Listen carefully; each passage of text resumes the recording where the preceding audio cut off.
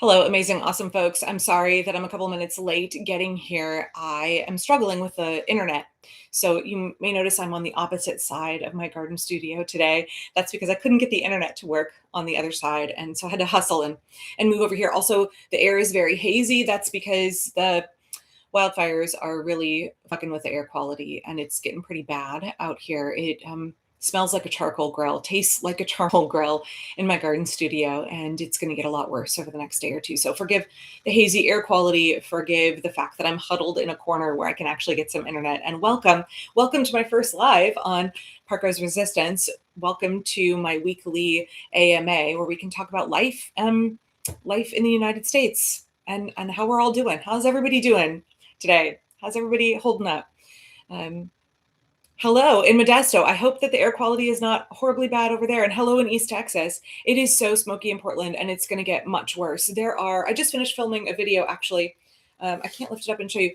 Casey and I made a Corsi Rosenthal box to try and scrub some of the air in my studio. And I'm going to have that posted a little bit later today to talk about how you can help improve the air quality inside your home right now. It's going to get a lot worse. There's two bad fires in Spokane and a number of other fires. I saw that there's a small fire in Northern California.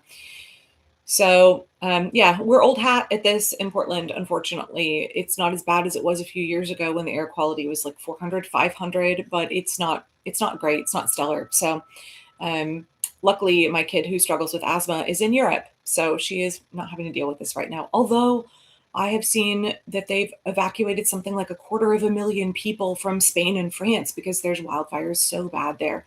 Drought, fire risk, climate change, those impacts are very, very real for millions of people around the world. So,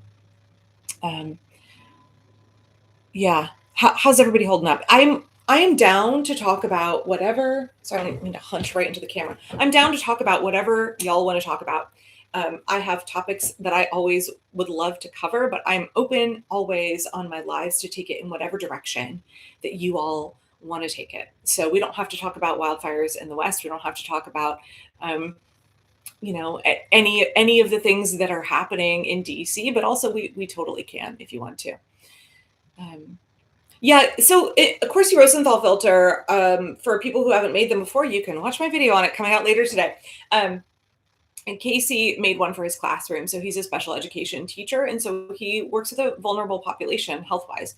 So both in terms of scrubbing COVID from the air, right? Corsi Rosenthal boxes were found to be really far more effective than your commercial HEPA filters at scrubbing COVID virus from the air. But really, really, when it comes to smoke and particulate matter, they're quite good, cheap, easy to make, and you don't have to invest in an expensive HEPA filter. Okay. Oh, so someone said the Hank Green discourse. We could talk about that. Let's talk about Hank Green discourse. I think people fall under the assumption that I can't stand Hank Green.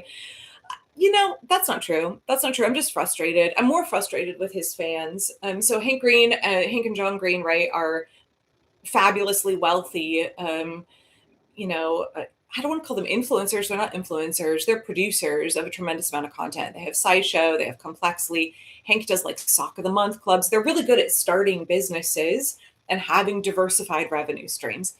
And Hank has his book on tuberculosis, which I think is quite good. He got in trouble for using generative AI to help him script his research and script his videos. And he got caught with the logical errors that produces. And so I don't want to say that people are canceling him, but people are frustrated because he presents himself as kind of this big intellect. And I think folks are disappointed that he resorted to using large language model AI.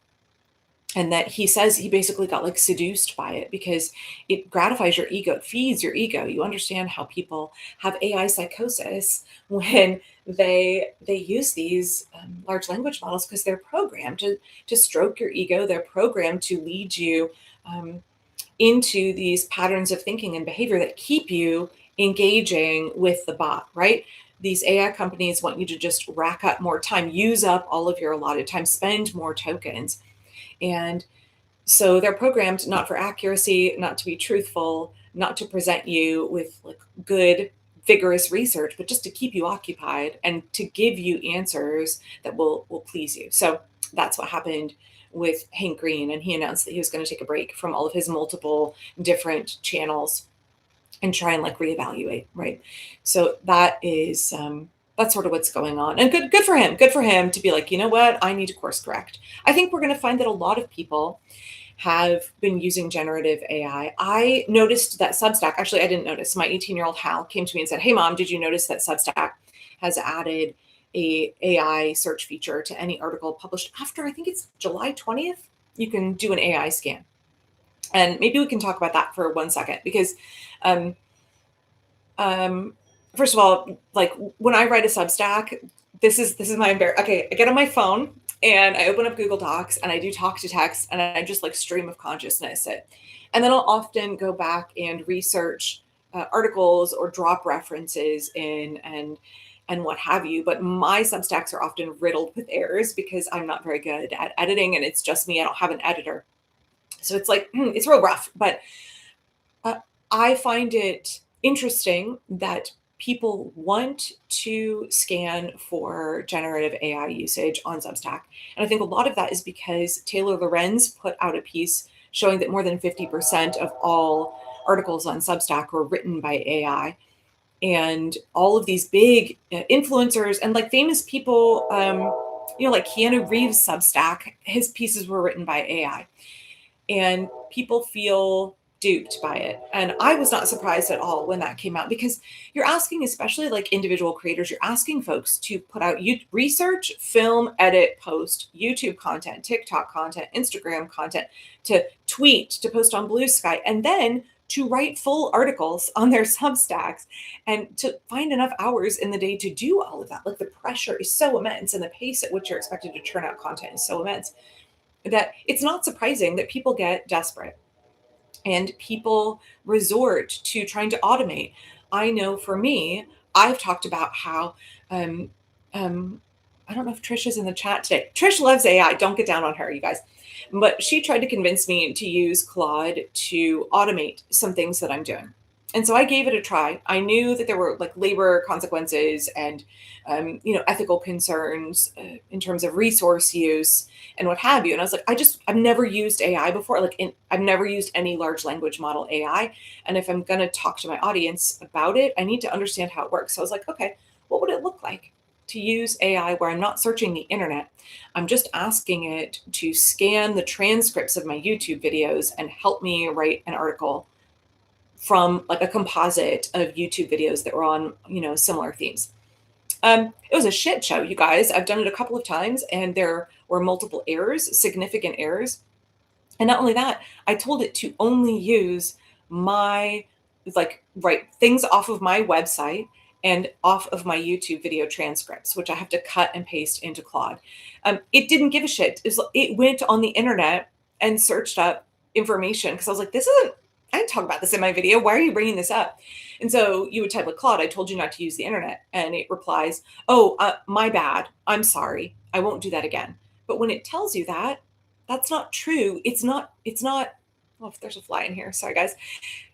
It's not being truthful with you. Just because Claude says, oh, my bad, I won't do that again, that doesn't mean that in the next query, it won't actually do that. It doesn't mean that it's being truthful. It's telling you what you want to hear. So I know a classic example is that people will say, ChatGPT, don't use M dashes. And then they're surprised when it will generate something with M dashes in it. And then you say, I told you not to use M dashes. And it's, oh, right, you're right. My bad.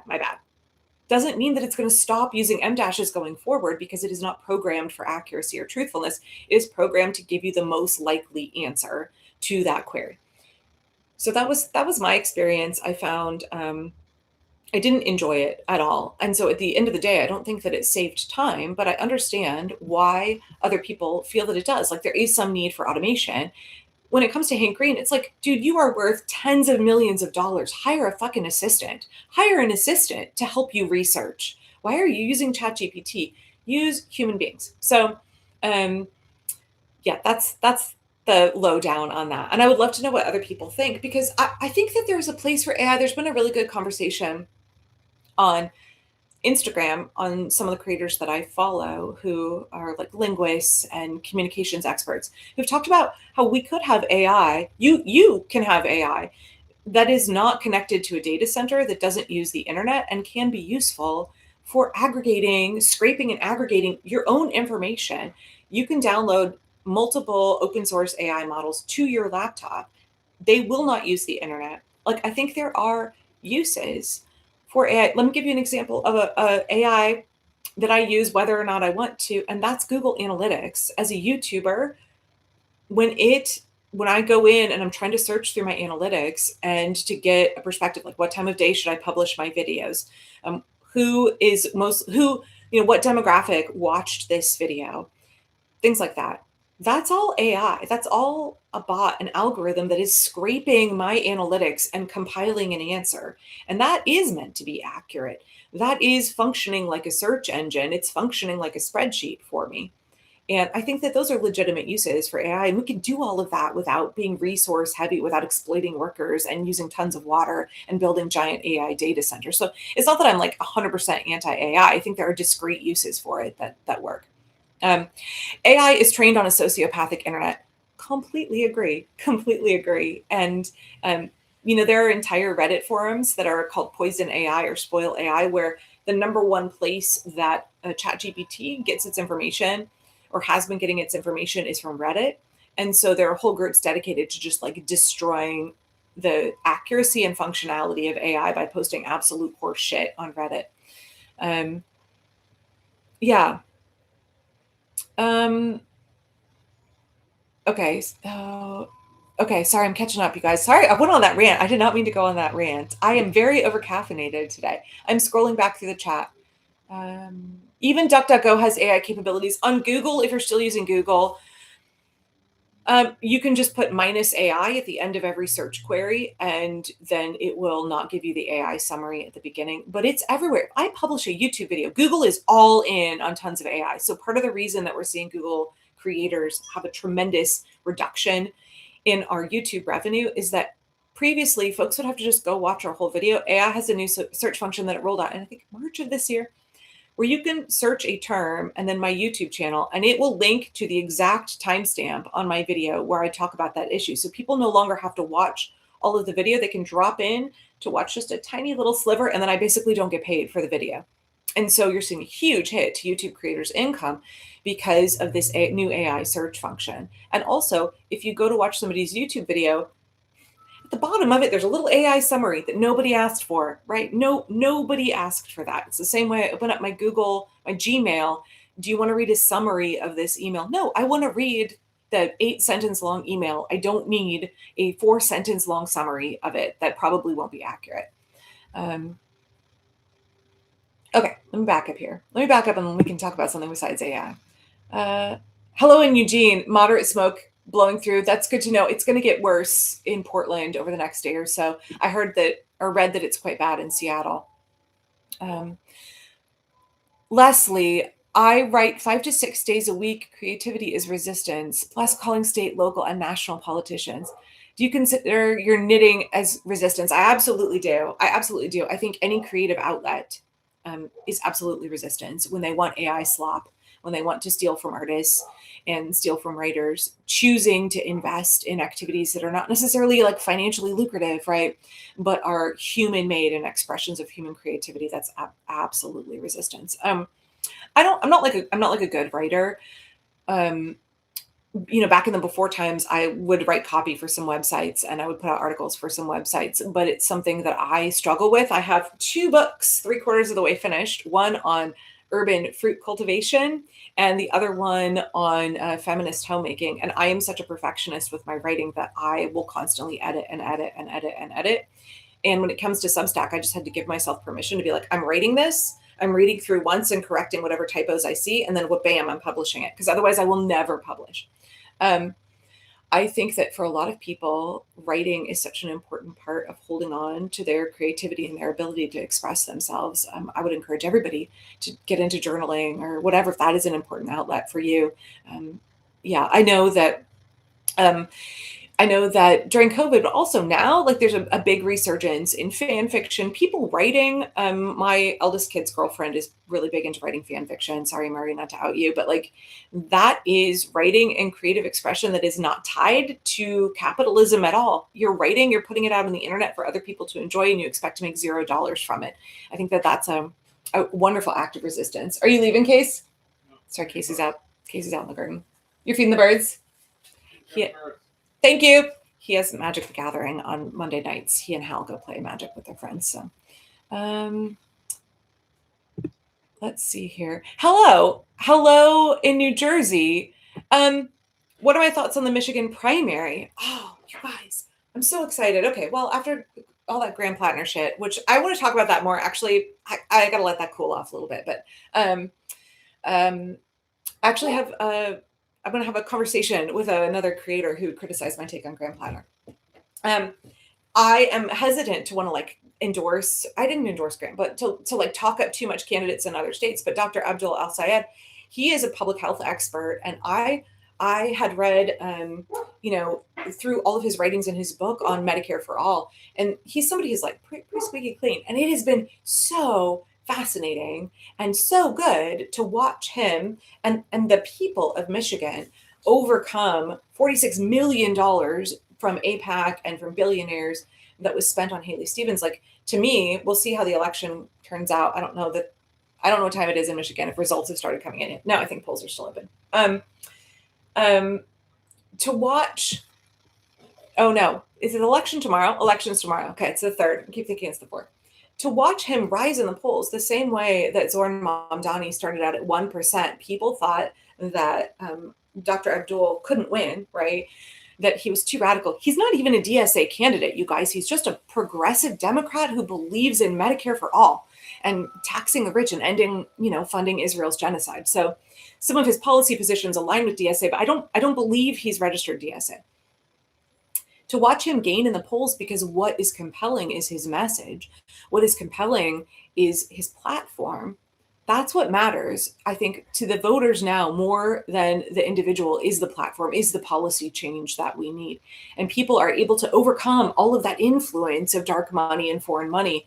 And that to me is so encouraging, because I think that people can feel that it's hopeless when there's all just huge amounts of money. Like Elon Musk said that he's now committing, $120 million trying to get Susan Collins reelected and then get Republicans reelected in multiple other states, right? He's trying to buy elections. A South African, the world's richest man, former trillionaire, he thinks he can buy elections again. Now that's worked for him, right? When it comes to Donald Trump, it's failed for him in other elections, but we'll see if he's successful this time. I think when it comes to the super rich, we are now seeing that money can't buy people's votes, that people are aware of the manipulation, are aware of the messaging. And so I'm really encouraged by Michigan. I think he absolutely can win.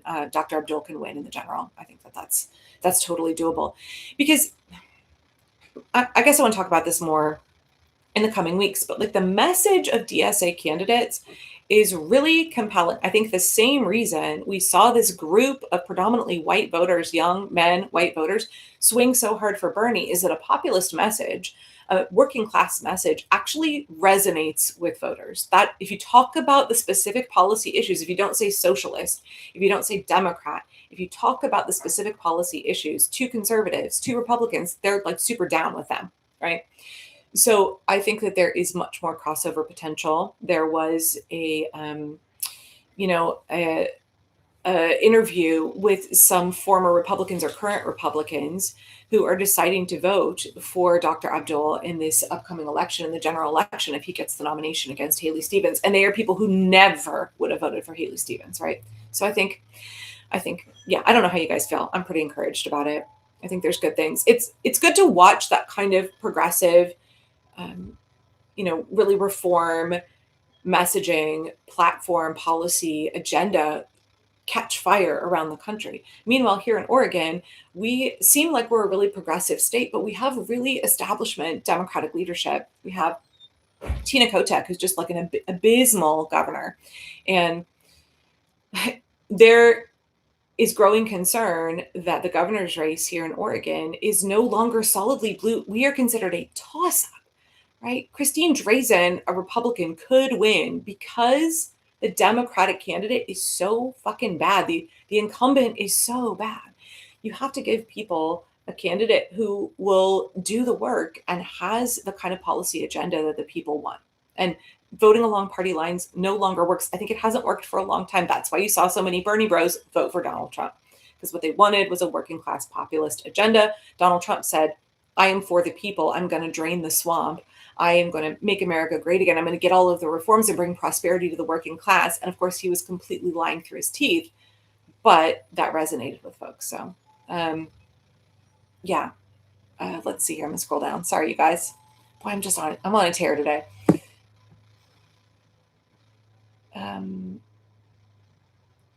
Back in the day, it was make love, not war. Now it should be make value, not content. There will always be a market for things of value. There is a creator that I saw on TikTok. So I still film my portrait form videos. I film on TikTok because it's very easy to edit and upload on there. But I don't really, I post them all in private. And while you're uploading videos on TikTok, you have to watch other videos, right? And I saw a creator that I immediately followed her. She's like an artist and an art critic. And she talked about how she can no longer get any views on TikTok because the algorithm wants rage bait. The algorithm wants more incendiary posts. More, you got to have your hook at the beginning, and you got to have something catchy, and it's got to be something that either gets people's cortisol up, gets their adrenaline up, gets them amped up in some way. And she's like, I'm doing art critic videos. I'm talking about art history. And she's like, I'm not down for that. I don't want to play this game anymore. And so I'm likely going to quit TikTok. And I think we're seeing more and more people who are just exhausted. They don't want to have to ever escalate their content to become more and more extreme. I mean, I've fallen for it, right? People will not click on my thumbnails unless my thumbnail has, YouTube says less than 5 words and or 5 words or less, excuse me. And it has to communicate something that is like vague enough that people won't be like, oh, I know what this is all about. They'll be intrigued and it will grab their attention and they'll click and watch it. And if you don't do that, you won't get any views. And YouTube is pretty clear. Like the number one thing that has to be right is it has to be your thumbnail. And that is what gets your click-through rate. Your click-through rate is what gets you trending in the algorithm. And so it's a game that these platforms want you to play into. And it results in people churning out more and more clickbait, rage bait, anxiety bait, and less valuable content, less content that is meaningful and helpful. And I think a lot of us are just sick of it because a lot of people got into YouTube and TikTok because we had some kind of niche passion that we wanted to share, right? We didn't get into this to make money. We didn't get into it to have an agenda.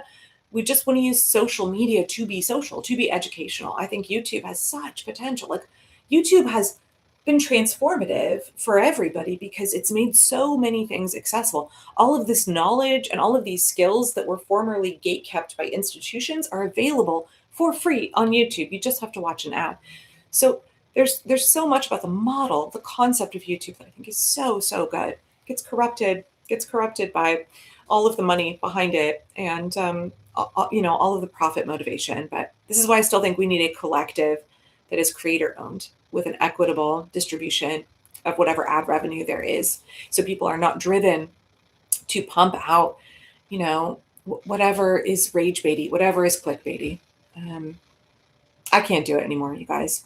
I know I got to play the game with my thumbnails, but sometimes my thumbnails are like more clickbaity and then I'm like, oh, tricked you. I'm going to talk about something. I'm going to read to you from dictatorship to democracy instead of talking about something rage baity. So sorry about that, but I got to do what I got to do. Okay. Okay. I'm reading all of your comments.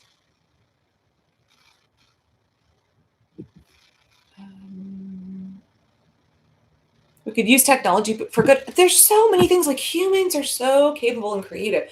The whole concept of AI, first of all, the AI tech bros being like, in 6 years, the 60% of American workers will be obsolete. And eventually AI will take over the world and it will be synthetic intelligence and humans will die. Those guys are delusional. They're delusional. But that doesn't mean that AI, well, first of all, it's not intelligent, but it doesn't mean that large language model search engines couldn't be programmed in a way that benefits us and actually reduces our workload. So, oh, did I have any hassles coming back into the US? Thanks for asking this. No, I didn't actually at all. And I don't know if it's because I came through Seattle. So I didn't have any issues at all. I declined to have my face scanned. So Peter Thiel and Palantir, when you are exiting and entering the United States, I think actually when you're getting on any flight, they ask you to have your face scanned, and you can decline. You have a right as an American citizen to say no, thank you. I'm not doing that. So they were pretty chill about it. He was like, okay, well, you just have to step over here to the side out of view of the camera, and somebody has to match your passport with your face. They didn't give me a hard time at all. I did have my phone locked in lockdown mode and then powered off just in case. I did that on the plane.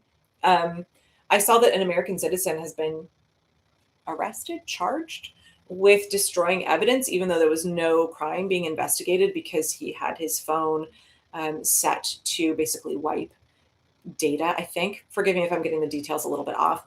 If Homeland Security tried to hack into his phone, which, by the way, they're not supposed to be able to do without a warrant. So, no, I really didn't have any problems. There was a woman on my flight who was not an American citizen that was going in a different line, and I noticed that she was getting a real hard time trying to get into the country. And I didn't see I didn't see the conclusion of all of that because I was able to get on through. So, um, uh, there's AI everywhere. Yeah, there's AI on Google Maps. AI Google summary is dangerous. It is really inaccurate. My 18-year-old Hal will talk about this ad nauseum. He is so anti-AI. And he's somebody who, like, maybe you would think would be on board with it. He is a writer. He has pretty profound dyslexia, which he talks about publicly.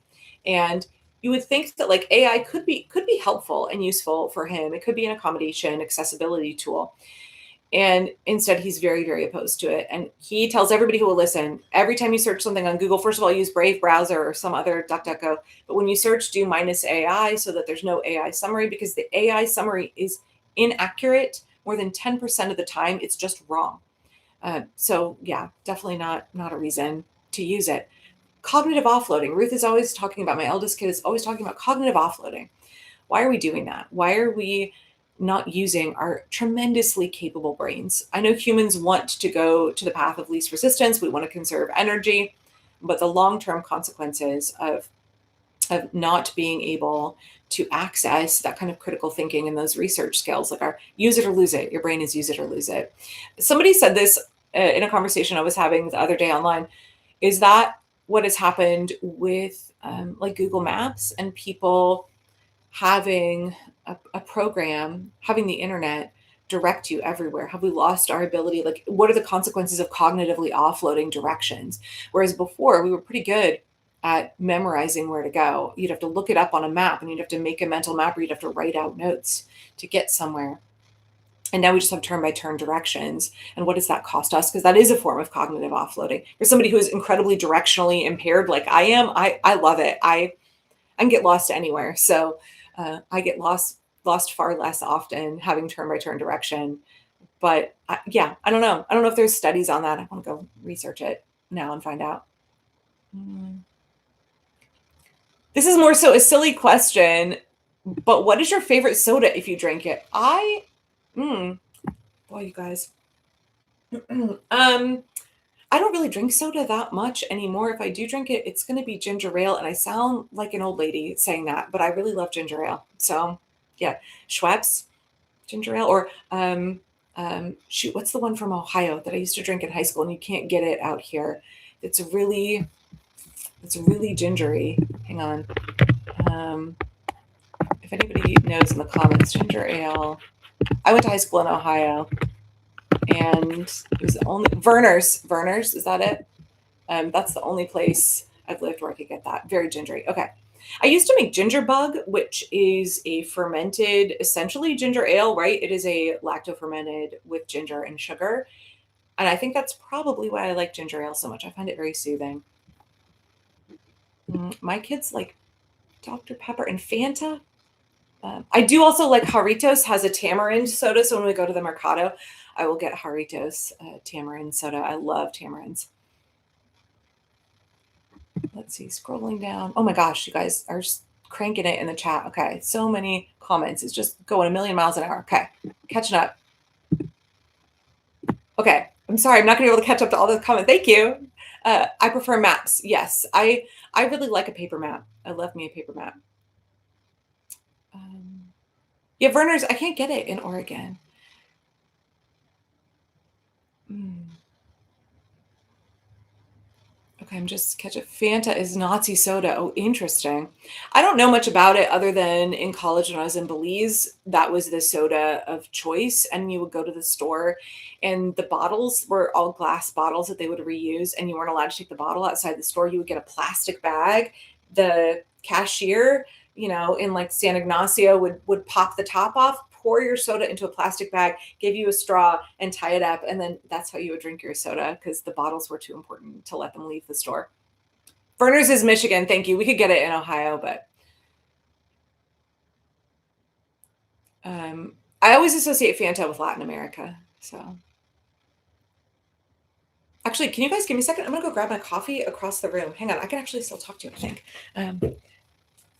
I left it on the other side of the room where I don't have any internet.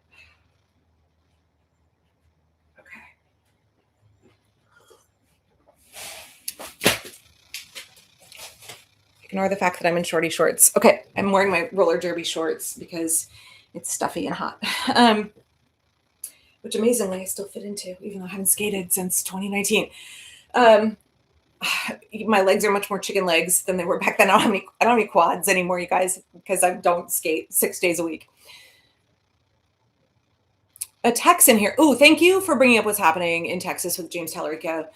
Love that James is outperforming Paxton in the polls. I can't stand Paxton. Paxton, today is the anniversary, right? In the last 24 hours, it's been the anniversary of when he was brought up on charges for corruption. He's right. The Republicans, you guys, the Republicans in Texas impeached him. And amazingly, these guys just can come back again and again and again and again, right? They're like a cat with 9 lives. They can just come back. They're like a cockroach. They can come back endlessly. Um, I I don't want to talk too much about what's happening with Tallarico in Texas because maybe this is the consequence of internet culture. But what is happening with Tallarico's race in Texas and what's happening with Jasmine Crockett and all of that is so combustible and is so like I think people are afraid to touch that conversation at all. It's really interesting. I am somebody who like in TikTok and on Instagram, I kind of straddle the line a little bit between the leftist crowd who wouldn't vote for Kamala Harris, because otherwise, like probably all of my politics are far more leftist, but I voted for Kamala Harris.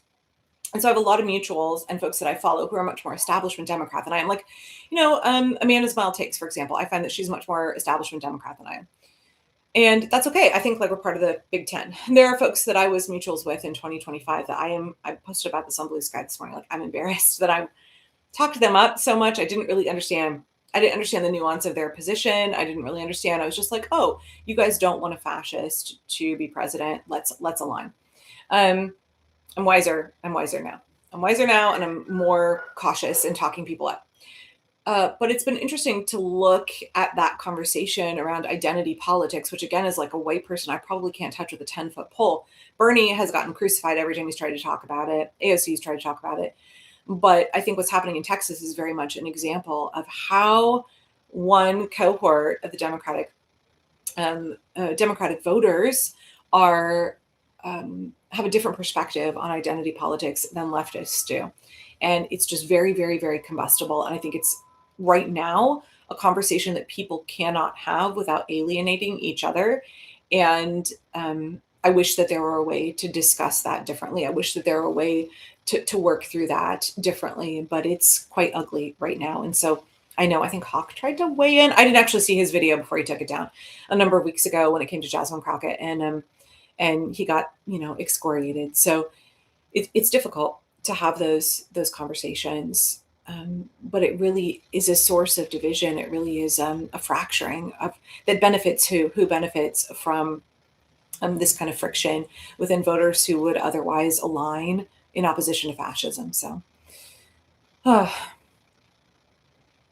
do these earrings I'm wearing hurt my lobes? No, can I take one out real quick? Hang on. No, they're fake. I don't have gauges. They're super, super fake. They're made of wood and they're very lightweight. They're actually Ruth's. I stole them from her. Ruth has the best jewelry. She steals my earrings and I steal hers. No, they're very lightweight.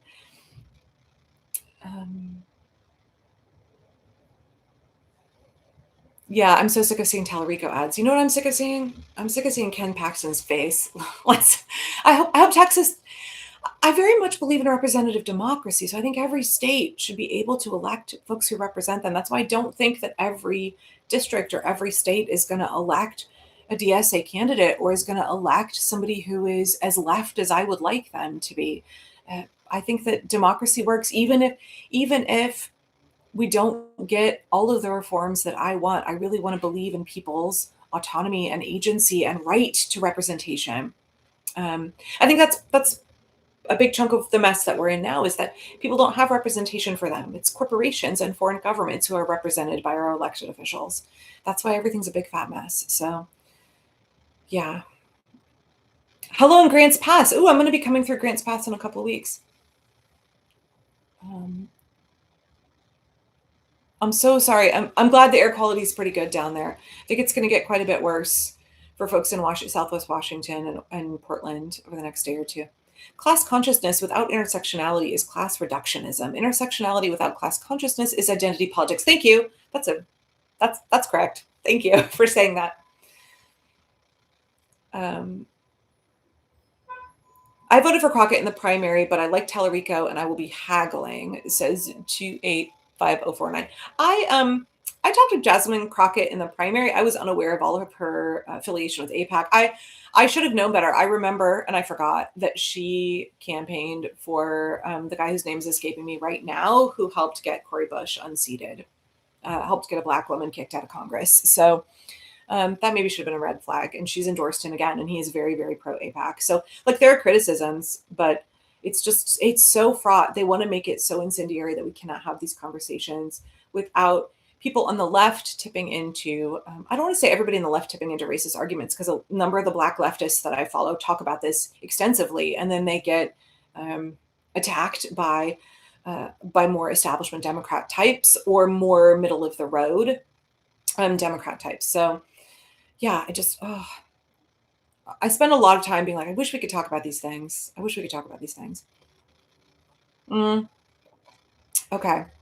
Yes, I'm drinking cold coffee at 3:30 in the afternoon. Don't judge me. I'm somebody who ends up microwaving my coffee a bunch. People are always surprised when they find out I have a microwave, by the way, just because I'm like an old hippie.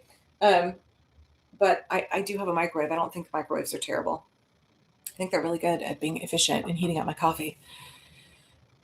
My mug is from a potter in Yachats, Oregon, whose name is going to escape me right now, but I've mentioned it a few times. If I find it, I'll drop it in the chat. When I broke my original green mug, I was so sad, and I wanted a replacement green mug. And when Ruth was living in Newport last year, where she's living again, doing research, we went to the farmer's market in Newport, and this potter from Yachats had all this gorgeous green pottery. So I got a mug. It's like the perfect weight, and the handle's nice and big. It's a great mug. Oh, hello. My husband's in the chat. We can't afford to fight, right? Who benefits from us fighting? By the way, shameless plug, I have a merch store. People ask me if I would make shirts with my slogans on them. Or the things that I say, they're not even slogans. They're just things that I end up saying habitually. And that question of like, who benefits from trying to create discord and fracturing within the Democratic Party and within the left? Well, we know. Raza Clayworks, thank you. Raza Clayworks in Yachats. Beautiful, beautiful pottery. Dem on dem crime. It is that way. Well, I think some of it too is like leftists who, because we live in a two-party system, right? A lot of us, I would consider my politics in almost every regard far left of Democratic establishment politics, far left of the Democratic platform. But we have an entrenched two-party system, and I could choose to support a third party, or I could choose to be a registered Democrat and try and push my party left. And so I've chosen the second option. But I understand why people choose instead to organize with DSA. I understand why the DSA is trying to take over the Democratic Party. Yes, I'm okay with that. Somebody asked me the other day, like, are you down with socialism? And I've talked about this before, like on a conceptual level. I don't tend to call myself a socialist. I think like my politics are much more, gosh, you guys, it's so fraught. It's so fraught because There is the concept of socialism and communism, both of those, where if we talk about the perfect ideal implementation of those philosophies and those systems, I would be like, yes, I'm down with this, absolutely. The problem is that whether it is capitalism or whether it is socialism, whether it is representative democracy, right, whatever your economic or your governmental systems, what happens when you get corrupt men who want to exploit those systems and bend and twist the rules to benefit them in an outsized way, you end up with a perversion of any of those systems. Now, I think capitalism is inherently exploitive and creates the circumstances that allow there to be much more outsized harm. But when you look at historical examples of communism and socialist countries, which again are negatively impacted by American imperialism, right? If you look at Cuba, Cuba's economy is fucked much more because of US embargo than anything else, than because of communism, right? But when you get men who want, and it is overwhelmingly men who want to benefit themselves within those systems, and so they carve out special rules, or they have graft um, and denial of justice for them, right? Rules for thee, but not for me. You end up with examples of communism that are far more authoritarian, right? I am not down with authoritarian communism. And when we look at, Stalin, or we look at Mao, any of them, these are men who want outsized control. And so I'm not down with authoritarianism. I'm down with democracy. If you look at Maila Quiros, who is running for Congress in Colorado, I'm a big fan of hers, right? She's talked about this before. PBS interviewed her the other day and said, are you concerned that the electorate is like, well, you're a socialist? And that is a term that has been poisoned by Republicans, and people are afraid of socialism. She's like, the thing I want voters to understand first and foremost is that I'm pro-democracy. And I think that's where I come in, right? The economic system and the way that we manage our resources, I am not somebody who's down with capitalism. I would like much more of a communal communistic way of thinking. But if we look at representation and we look at how we decide how to utilize those resources and distribute them, I want democracy.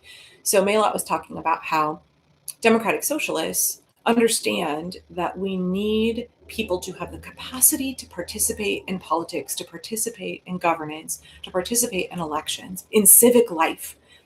And the socialist element of democratic socialism creates safety nets and supports so that people have increased capacity to participate in civic life. When you have childcare, when you have universal healthcare, when you're not having to work 3 jobs, you can show up to the town hall. You can canvass for people running for office. You can run for office yourself. And I think that framing is very much framing that I agree with. And I think it's something that, again, resonates with voters. We want democracy. We want to give people the capacity to be able to participate in democracy. That's one of the reasons that in late stage capitalism, that's one of the reasons we're in this mess, right? Because late stage capitalism has made it so that we are all so depleted that we've not been able to keep up. We've not been able to participate. And Republicans since the 80s have been able to slot themselves in and implement their plans and do a takeover that has taken decades because we're too busy just trying to get our basic needs met. We don't have the bandwidth. In a society, actually, my Congresswoman Maxine Dexter talks about this too. I always want to give her props when she deserves them, right? And I've watched her become a little bit more progressive over the last 2 years. When people have the capacity, when their basic needs are met, they want to participate in civic life. They want to help shape the future of their communities. People don't do that because they are barely keeping their heads above water. And so if we can provide enough food and shelter and healthcare and childcare, a good education for people, we can have public transportation, we can have election day be a national holiday, things like that, then people are going to be much more engaged, and then the people will be able to exercise their power, and we'll have a more functional society. So human rights means no genocide, no unjust war, no fascism, opportunity, education, healthcare, and fairness for all. I completely agree. And I think our taxpayer resources used responsibly to benefit us, right? For the good of everybody. Do I like the degrowth movement? Maybe you can give me a little follow-up there, because I think that there's maybe some different interpretations there. I am a big fan of de-influencing. I'm a big fan of a slow economy. Right. The whole concept of like the line goes up and we have to have increased profit. Quarterly profits have to go up and up and up. I would love to see us create an economy that's around sufficiency, that is around reduced need for consumption. I don't want a consumptive economy. So I'm not sure if that's exactly what you're referencing, but if it is, then I'm down with that. Hmm. Capitalism exploits the rank and file worker over the ownership of wealth. Yeah, I agree. Yeah, if those things are socialism, then yes, socialist. Okay, so I think this is it. People don't understand. This is why I made a video a couple weeks ago where I was like, can we just ask people to define terms? Boy, you guys, it is getting really smoky. I don't know if you can tell. I can taste it. Um, Ask people to define terms. If they're like, pinko socialist. Well, what is a socialist? What do socialists provide? What's your understanding of socialism, right? Get people to actually explain it and be like, oh, okay, let's set aside these terms, right? If your definition is different than mine, we don't have a shared understanding of this word. Can we talk about specific policy issues and how you feel about those? I'm frustrated. Hot box. I can't close the door. It'll get really hot in here, and I can't turn the fan on yet because it'll be too loud. Um, I am a big fan of talking with people about their lived experience and listening to what folks have to say. And I know that that's really uncomfortable. But if we want to elect different people who implement different policies, then we have to convince the electorate to vote for them. And that means talking to people, especially in purple districts. Um, it looks like a hazy fog. It tastes like it. My nose is burning. Blah. Um, that means having conversations with independents and with swing voters and with Republicans about the issues. And that is really, really not something that a lot of us want to do. But if you want different representatives, then you have to sway the voters. And that means listening to them. And I don't know if that is online. I'm really bad at doing it. I'm really bad at arguing with people online and I'm trying to be better. But in my real life, I am still friends with some of the conservative homeschool moms. We still chat. I am still friends with a couple of former church friends, and I know they live in an alternate reality, but when you hear them talk about what they want, they don't want there to be concrete concentration camps. They don't want there to be human rights violations inside the concentration camps that we do have, but they're really afraid of immigrants because they have been taught to scapegoat them, right? They are struggling financially, and they have been told by Republicans that the source of their suffering, the source of their financial instability is immigrants. And they believe all of that rhetoric because they just watch Fox News 100% of the time. But what is at the root of that issue? Yeah, racism allows them to be vulnerable to the messaging of Republicans, but at the core of it is a fear that they can't feed their children, that they can't keep a roof over their head, a fear of losing their meager ability to earn, right? They're working two, three jobs. It is feeling like their bank accounts are getting smaller and smaller, and the struggle is getting harder and harder. But then they've been misled about who is the source of that struggle. So if you listen to what the heart and the root of what people's suffering is, and you listen to how they've been manipulated through their own bigotry and biases and through all of the indoctrination, like you got to cut through the bullshit. You got to cut through the indoctrination and then speak to those direct issues. And I think Bernie's been very good at doing that. That's how he was able to get so many people to vote for him who otherwise would not vote for a Democrat. Yeah. I think cult members are too hard to shift, right? When you look at what is that? What is there's like this pie wedge that's like the different wedges of influence, right? I can't remember the name of the graphic, but it's like, oh, spectrum of allies. It's called the spectrum of allies. And you're trying to convince the person who is one wedge over from you. So all the way over here, you have folks who are diehard MAGA. They live in an alternate reality. They're completely diametrically opposed to everything that you want. Then you have people who are just like, they voted for Donald Trump. They're maybe fiscally conservative. They're benefiting from the stock market or what have you, or they're like a little bit low-key racist. They voted for Republicans because their pastor told them to. Their parents were Republican. They live in a deeply red part of the country, whatever. And you have folks who are swing voters, and they got persuaded by some of the messaging of Trump. And then you have folks who are, they didn't vote for Trump, but maybe they were too apathetic to vote at all. And they think that all the parties are the same. They think it's all corrupt and it's all the same, and they're not activated. Then you have folks who voted for Kamala Harris, but they don't they don't want to get involved in anything now. They're like, I'm not political. Yeah, I want democracy. Yeah, I want abortion rights. Yeah, I want to, I care about gay people and protecting marriage equality, blah, blah, blah. But like, I don't really like the destruction of the EPA, but I'm not too political. And then you have folks who are your average activated. They're watching pundits, they voted, they are involved in elections. And then you have folks like probably you and I, right? Like we're way over here and we're way activated. You have this whole spectrum. And your goal is to shift the person who is in the wedge next to you. So your goal is to take those people who are already ideologically and policy aligned with you, but they aren't doing anything, and activate them to vote. Likewise, if you're looking to convince voters, you want those independent voters. You want those voters who are apathetic or didn't get activated at all. Or you maybe want those voters who like voted for Donald Trump, but they're very persuadable. They're not happy with Trump now. We're not trying to go for the diehard MAGA overwhelmingly, right? I think there is space. There is space for certain people who have those folks in their lives, in their communities. There is space to offer support and lend a hand and extend an olive branch when those folks start to come out of that. But that is a very specific person. I think too many of us are too angry to engage with those people. And it takes specific skill sets, right? I'm not sure that I have the skills. I'm not sure that that's, maybe I do with like people that I'm emotionally invested in, people that are my friends. Yeah. Some people just care about themselves. I think overwhelmingly people do just care about themselves, because when you, right, it's a little bit Maslow's hierarchy. It's a little bit, I don't know if people are familiar with spiral dynamics, but there is an old, oh my gosh, I'm gonna set my microphone down. Hang on. The Liturgist podcast has an episode on spiral dynamics from many years ago. The Liturgists are Science Mike and Michael Gungor. I don't know if you guys ever hear me talk about Gungor. They're one of my favorite bands. Gungor, Lisa and Michael Gungor were Christian worship leaders.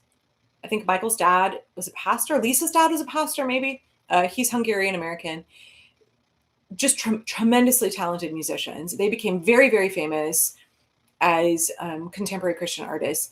And then they went on a deconstruction journey. And I was like 100% on board, like fascinated watching them go through this deconstruction process. And they had this podcast, Michael Gungor and this other guy, Science Mike, who's fabulous.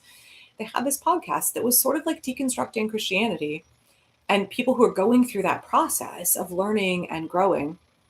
And Michael talks about spiral dynamics.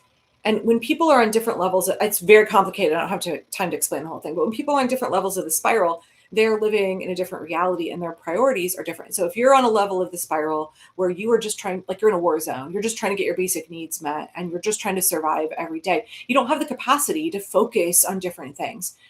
And so it's not about judging people. It's not about saying these folks don't care about anybody else. It's just that they're so mired. I think most Americans are so mired in trying to take care of themselves, and they're so bitter that they have to be in an existence where they're struggling so hard that they don't have the capacity. So on different levels of the spiral, you have the capacity to engage in a different way, to view the world in a different way, but also to engage with other people differently. So maybe I'll talk about that more. Spiral dynamics is fascinating. Anyway, so is the Liturgist podcast. If you ever want to talk to your friends who are pro-life about a Christian perspective on supporting reproductive rights, they have the best episode, I think, of all time to reach out to people like that. So it's so gentle and really well done.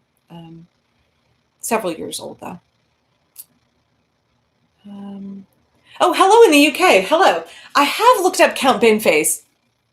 I love that there is, I think bringing some levity and mockery to really serious political issues, like I think is really important. That's a really important rhetorical device. So yes, go Count Binface. Okay, I'm catching up with you guys. America is incredibly individualistic. I could talk about this forever. My 18-year-old will not appear on camera, and that is his right, absolutely. But he has done so many research papers in college on toxic individualism. and the history of toxic individualism in this country. And, you know, as unschoolers, so all of my kids, okay, so let me back up. Um, I'll go for about 15 more minutes, by the way, if that's okay with folks. So my eldest two kids are now 23 and 21. They both got their GEDs. Ruth had no formal education until she decided to study for and take the GED. And then the first class she took in community college, she tested into calculus, and it was a rough ride for her. She got her associate's degree with straight A's, 4.0, and then she is now getting her degree in fish and wildlife. So B is 21. She also took her GED, did not graduate from high school, but she participated very heavily in our local homeschool co-op and was very active in mock trial. Her high school mock trial team were state champions. She was captain of her team. She's wanted to be a lawyer for forever. So she got her GED. She went to community college for 2 years, graduated with a 4.0, and she's now at University of Oregon, where she still has a 4.0, and she's just like crushing it, crushing it. I think she's adding a second major. So she's poli-sci and a minor in law. And then I think she's going to add philosophy as a second major. We'll see how that goes. And then Hal and George did a different path. So Hal decided at 15, he didn't want to take his GED. What he wanted to do was go to community college. And in Oregon, there are programs, publicly funded programs through the local school district, where you can go to community college starting at 15 and get your high school honors diploma by the time you're 18 and an associate's degree. So that's what Hal did. George is doing the same thing. George started a year earlier than Hal. He started at 14 because they expanded the program to allow for 14-year-olds. So Hal, 15, 16, 17, was taking community college classes. And he took several classes on like resistance history and, justice movements in the United States. And he had this wonderful professor. If any of your kids are at Portland Community College, Professor West, she's amazing. He took a bunch of classes with her. And one of the themes he kept coming back to is toxic individualism. And how did we develop that? Because so many immigrants came here from really communal societies, like really communal societies where people had to rely on each other because they couldn't rely on the government, right? So how do we get toxic individualism? It's so fascinating to see how our government really promoted that through the promotion of capitalism, through the promotion of the false notion of the American dream when our country was founded on slavery, enslaved people, and also indentured servitude, right? Before we had enslaved African Americans in this country, before when we were still a colony, we had indentured servitude. There never was an America where the majority of people coming here were free and had access to freedom. It was always about exploitation of their labor and control by the elites, by the ruling class, by the wealthy landowners, right? And so they had to give this dream to peasants coming over, right? That you can achieve everything that these wealthy men coming from Europe with all of their generational wealth and their huge resources have. You could aspire to have that yourself. And the homestead movement, et cetera, really fed all of that. And so when we look at toxic individualism, it's just something that's baked into our history. It's been a really successful tool of keeping us isolated and controlled and keeping us from coming together and deciding to do something like socialism or deciding to come together and leverage our power. Right? The labor unions are so dangerous to capitalism because they are a rejection of individualism and they are an assertion of the truth that we have power when we come together and we support each other and we have solidarity with each other. Yeah. Oh, sorry. Guys, I'm so sorry. I can go on a tear endlessly. I love community college. They are 100 times more helpful than even prestigious universities. Not only that, but you just save so much money. Oh my gosh, you guys. Oh my gosh. So I have now 3 kids in college. So starting in the fall. Now Hal has a full ride. B has a full tuition scholarship. And Ruth has a partial scholarship. But I still have to pay for housing for 2 of those kids. And it is unbelievably expensive. If my kids had not gotten scholarships, right, I don't know how I would have afforded tuition for 3 kids at state schools. Like my kids aren't even going to, to like my alma mater. They're not going to like, Stanford or something where it's $79,000 a year for tuition.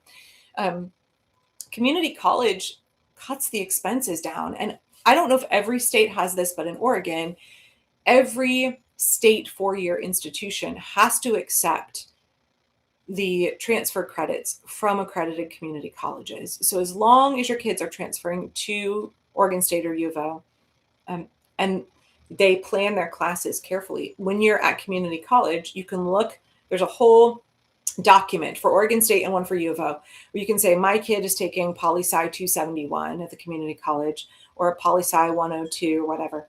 How does that, what's the equivalency transfer credit? And you can very carefully plan so that your kid graduates with their degree. If they have their associate's degree, that fulfills all of their gen ed requirements if it's an associates of arts transfer degree. But also they can knock out a bunch of classes for their major as well as all of their gen ed requirements if you're careful and you plan diligently. And it just saves tens of thousands of dollars. So that's one of the reasons that my kids decided to go the community college route, was like we couldn't afford for them to all get a college education. I made a commitment to all of my children that they would not have student loans. I felt like that was really important. My parents made that commitment to me. I had significant scholarships going to Grinnell, but my parents my sister went to Stanford and my brother went to Pomona. Those are not cheap schools. And so my parents had already had like a ton that they covered, and I'm much younger than my siblings, but my mom said, we promise you won't have any student loans. We'll take out student loans. So I made the same promise to my kids. I have no idea how I'm going to figure out how to afford any of this, but I will take out loans before I make you do that. And because I just know the burden of like me and Casey having to pay off all of his student loans. And so luckily my kids have managed to get really substantial scholarships, but I didn't know that they would necessarily be able to do that. But it has meant that, like, sorry guys, you might not be able to go into an Ivy League school and, go somewhere where it's going to be $50, $60, $70,000 a year tuition. You're going to have to go to a state school unless you can get academic scholarships for these other places. Luckily, all of my kids have wanted to go to state schools. Hi. Hey, how long are you heading out? Have fun at Magic. Okay. Okay, love you. So I stopped in earlier. I just thought I'd put some engagement in. Okay, thank you. Yep. Sorry. Since we're talking about resistance, if y'all haven't seen yet, please watch Andor. It was a huge part of my breaking out of my political apathy. If you don't have Disney Plus, I'd say pirate it. Richard, I have not seen Andor, and everybody tells me to. And the reason I haven't seen it is because I don't have Disney Plus.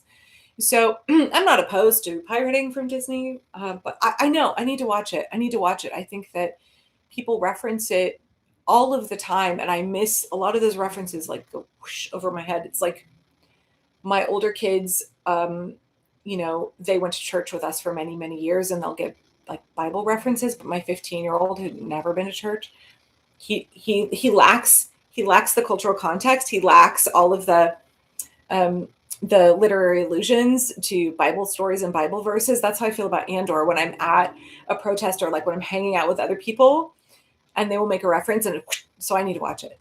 Yeah. Okay, thank you. Oh my gosh, I love that people are having conversations with each other. That's my favorite. Let me give it about 8 more minutes and then I'm going to hop off. I got videos to film today. I'm going to talk about Bill Mollison on my main channel. I'm going to talk about permaculture. I've been dropping Bill Mollison quotes on Facebook because I've been rereading Permaculture 1. People have been getting big mad about it. Bill Mollison is the co-founder of permaculture, by the way. He and David Holmgren. And they're both Australian men. Mollison passed away several years ago, and David Holmgren is still alive. Mollison would always say that he's not political and permaculture is not political. What he meant was he was opposed to politicians. He didn't like the politicization. Well, I'm going to get that word wrong. He didn't like politicizing. There we go. Everything. And he didn't like the corruption of politics, but the things he talked about were really radical and political. And I would argue that Mollison was an anarchist. And so I really want to talk about that some more, because I think a lot of his perspectives and a lot of the things he advocated for transition very easily into policy that could benefit all of us. So, hey, Parkrose, it's that time of year again. Even though I'm 27, is that time where I start watching 9/11 footage, and I don't know why. Maybe it's a sense of loss. Oh, fascinating. This, when 9/11 happened, I was basically like a newlywed. My husband was going to seminary in St. Louis, and we were really, really broke. We had one car. I was working 2 jobs. And I actually was home a day off work, and I was working on hand sewing, and I had fabric laid out when they broke through with news and showed the Twin Towers, right? Um, it's interesting to me to hear the way that people reflect on that time. I think back on 9/11, and I think that got us the Department of Homeland Security, that got us Islamophobia, that got us a momentary um, collective sense of patriotism in the United States, but at tremendous cost from the Patriot Act, from ICE, from DHS. My Gen Z kids like to make 9/11 jokes a lot, which my Gen X friends get mad at. But it's interesting the way that different people face that period. And I know it's very different for New Yorkers, especially. But I think when I look back on 9/11, I just think the legacy has been devastating, not only for folks in the Middle East, not only for geoglobal politics, but also for in terms of American democracy, in terms of freedom. The consequences have been dire, right? Dire and long lasting. Still ongoing. Thank you for recommendations as regular politics. Okay, thank you. I will check out those folks. By the way, I saved the chat is saved for me on my end. I'm not sure if you guys go back, if you can see the chat after the live, but I can see it. And I go back and reread often for suggestions about what to do in future videos. Why do people not just riot, considering the fact that all business expense, including wage and benefits, are tax deductible, and they just don't pay when they absolutely could? So why don't people riot? Thank you for saying that you like my merch shop. Appreciate that. The font. Okay, I'm going to answer the riot question in a second. The font on all of my t-shirts is the same font. Back in the olden times, I used to do nursery plant sales. I did a lot of plant propagation, and then I also would make like salves, or like, my husband's really beardy. I would make like a beard balm. I would make all kinds of things using herbs from my garden. Like I would grow Arnica montana. I had calendula, and I had like a hair rinse. You can use hops is really good for dandruff. So made from my nugget hops. And I would sell those things along with potted plants and plant starts, propagated plant starts. And the font, boy, you guys, I'm being really wordy here. The font on everything. Oh, and also I would knit things for sale. The font on all of my tags was that special elite font. So I decided to use that on my t-shirts because it was a throwback to what I did 10 or 15 years ago. Okay, so why don't people riot?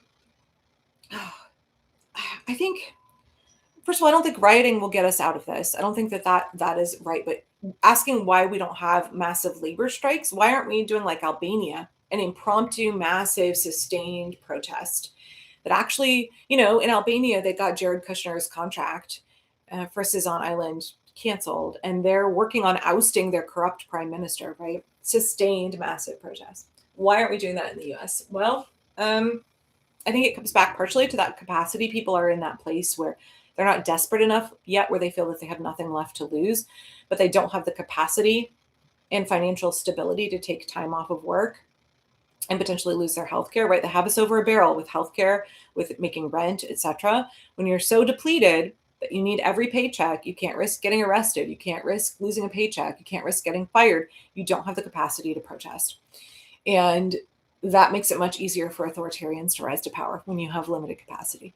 But also, there then becomes that tipping point where people feel they have nothing left to lose, and they're like, well, fuck it, I don't care if I get arrested. Or look at all of the guys who've been destroying flock cameras. There's a bunch of, not all heroes wear, superheroes wear capes. They're out there destroying flock cameras. Not that I would advocate for destruction of property, because I would never do that. But there are lots of folks who are doing that. And also, like, there's a couple of guys, I don't know if you've seen the videos on Instagram, they like get their lawn chair and they have these long poles with a mirror on the end of it, and they just set up next to a flock camera, and the mirror reflects back at the flock camera so that it cannot record anybody's license plate or anybody's likeness. And they're just like, fuck you, I'm not going to let you photograph my neighbors or people coming through my neighborhood. You are seeing that there are people who feel like they're willing to take bigger risks. I think in terms of not having sustained, prolonged protest, we haven't done the groundwork. When we look at the history of May Day in this country, those organized labor strikes, people spent years laying the groundwork. People spent years organizing before they implemented. It's tremendously resource heavy and tremendously consuming to plan for sustained strikes where you actually support everybody's needs. But But also we just have like millions and millions of people who've been indoctrinated with evangelical Christianity, which is first time obedience to your parents, obedience to authority. Don't buck the system. We are enculturated to comply with authority, to be polite. I know that we think that America is like, I know my friend at Cult Lady said Americans are assholes, Americans are jerks. Yes and no, though. I think Americans are indoctrinated to comply with authority. We think we're like, oh, don't tread on me. But then there's a lot of bootlicking. There's a lot of being afraid to buck the status quo. There's a lot of needing to fit in and there's a lot of bystander effect, right? A lot of bystander effect. And I don't know how you overcome that other than raising kids to question institutions, to question authority, raising kids without the concept of obedience. I think helps a lot. I think that that's crucially important, how we raise our children. Oh gosh, I ran over on time. Okay, I've been on for over an hour. Oh my gosh. Yeah, May Day 2028. There's a big strike coming. There's a big strike coming. We got to get ready for it. I think the power of the labor movement, hugely important for us getting out of this. Labor organizers know what they're doing. That's why Republicans have fought so hard to suppress them. That's why Republicans have fought so hard to make it impossible for government officials or workers in different professions to form unions. That's why they're so opposed to the power of unions. Was it in Utah or Idaho that the state legislature made it illegal for firefighters to unionize? Like they don't want us to come together. They don't want us to come together and pool our resources and support each other because that's where we have power.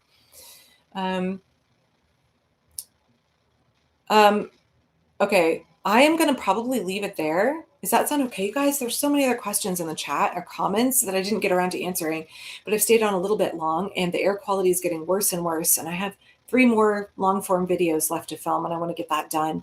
I'm going to run the Corsi Rosenthal fan for 20 minutes and close up my French door and then film a couple videos. Thanks for hanging out with me at my first ever live. All my Monday lives are going to be here. And all my Thursday permaculture gardening focused lives are going to be on my side channel. The air quality is going to be really bad by Thursday. So I may do it from inside the house where I can run the air conditioning. We'll see. We'll see how that goes. Thanks so much for hanging out with me. Really, really appreciate you guys. Take care. Stay safe, and protect your lives.